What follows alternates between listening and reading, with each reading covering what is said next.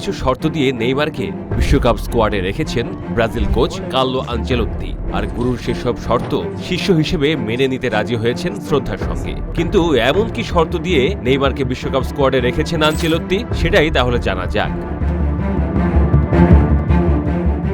ব্রাজিলের হলুদ সবুজ জার্সিতে এতদিন তিনি ছিলেন একচ্ছত্র রাজা। মাঠে বল পায়ে নিলেই গ্যালারিতে উঠত হাজারো চিৎকার। কিন্তু সময় বদলায়, আর সেই বদলে বাস্তবতায় এবার ছুঁয়ে গেছে নেইমার জুনিয়রকে। 2026 বিশ্বকাপের আগে ব্রাজিলের এই তারকাকে এখন আর দেখা হচ্ছে না দলের একমাত্র নায়ক হিসেবে। স্কোয়াড ঘোষণার আগে Brazil coach Carlo Ancelotti video কলে কথা বলেন নেইমারের সঙ্গে। সেই কনভারসেশনে স্পষ্ট জানিয়ে দেওয়া হয় বিশ্বকাপের মূল একাদশে তার জায়গা এখনো নিশ্চিত নয়।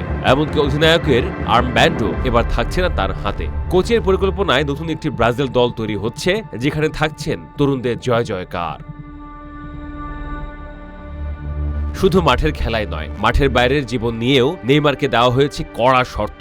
সামাজিক যোগাযোগ মাধ্যমে কম সময় দিতে বলা হয়েছে তাঁকে। ছন্দ ছাড়া জীবন থেকে দূরে থেকে পুরো মনোযোগ ফুটবলে রাখার নির্দেশও দিয়েছেন আনচেলোত্তি। তবে কঠোরতার পাশাপাশি নেইমারের প্রতি সম্মানও দেখিয়েছেন ব্রাজিল কোচ। আনচেলোত্তির বিশ্বাস, তারুণ্যে ভরা এই দলে নেইমারের অভিজ্ঞতা দলের জন্য হতে পারে অনেক বড় শক্তি। তিনি বলেন, নেইমার শুধু একজন খেলোয়াড় নন, ড্রেসিং রুমের পরিবেশ বদলে দেওয়ার মতো একজন মানুষও। আনচেলোত্তি আরো বলেন, নেইমারকে শুধু বেঞ্চে বসে রাখার জন্য দলে নেওয়া হয়নি। তিনি বিশ্বাস করেন ম্যাচে 1 মিনিট খেলেও নেইমার দলের জন্য পার্থক্য গড়ে দিতে পারেন। সেটা গোল হোক, পেনাল্টি হোক, কিংবা কঠিন মুহূর্তে দলকে সাহস দেওয়া হোক।